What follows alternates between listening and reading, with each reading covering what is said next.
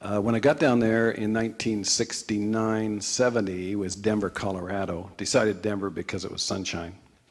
They offered, Great West Life actually paid my way, and they offered me Portland, Oregon, but I said, gee, that's the kind of rain like Vancouver. So I went to Denver, thought it was cowboy country, and we could travel and go around to Wyoming and all those places before coming back to Canada. Anyway, the rest of the career was down the States. But what I did was I wanted to find out what entrepreneurs in the States, the way they thought. So I decided to do financial planning for guys that were worth 10 million plus. And if you want to find out who has 10 million plus, you buy a list.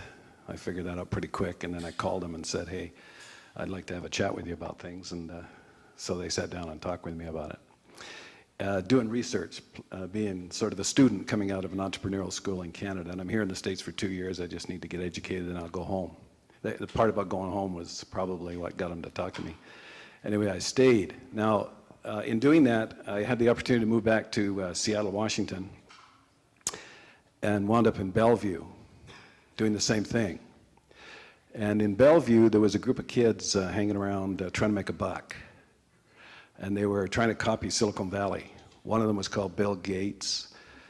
He had no money, and I had an appointment with him one day, but I had also a philosophy theory that if you waited 29 minutes for anybody, you walked out. Well, I didn't get to meet Bill Gates. He didn't show up for 29 minutes. But, and since then, the rest is history with Bill Gates. So what's interesting about that in looking back on my history, and by the way, next door, right next door, the office to the one I had, was a bunch of kids running in and out with cellular telephones called Macaw Communications. Does anybody know Macaw? You do? Yeah, I guess you guys know he sold his company for $12 billion, right, to AT&T? Well, he and Bill are buds.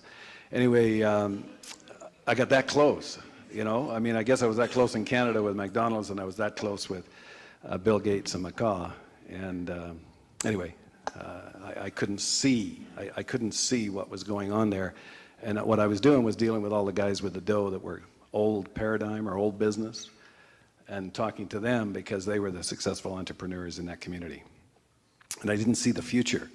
So what I'd like to suggest here is that what you might have sitting next to you or right here, start looking at it from a different perspective. You know, it's two sides to a coin. If you put a coin between you and your friend next to you, you'll see one will say that it's the tails and the other will say it's heads, and you're both right. And on the other side of every problem is an opportunity. Bill Gates saw the opportunity, I didn't, but it was all around us. So that gave me a certain amount of experience. What I did after that was got involved in electronics once I saw Bill up and running, and bought in and invested in a electronic contract manufacturing shop in Bellevue. And we actually built Bill's first mouse, the old mouse, you know, and we built it for Bill. He made all the money, we didn't. But and by the way, these are the mistakes. These are the tough times, the things that Josh was after. He was after the toughest, but the electronics industry exploded after we invested in it. Then it exploded, and not the Japanese, but yeah, the Japanese and the Koreans and Singapore were delivering to our customers in Bellevue at about 20% of our cost. They could deliver the finished product at 20% of our cost. Now that's disastrous. That's called bankruptcy. That's the company I told you that we wound up getting on the board and getting caught in financial crossfire.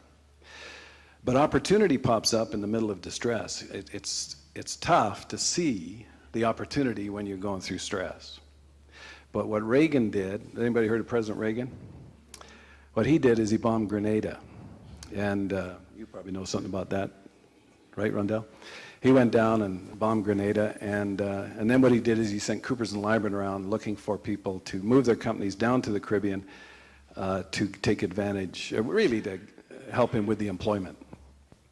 And I looked at, in Seattle, we looked at the opportunity that created for small runs versus the large container ships that they would ship in from the Far East. So we packed up all our stuff one Saturday into a big truck, like massive pieces of equipment, drove across the country to Miami, and went down to St. Lucia and unloaded the truck and set up a plant.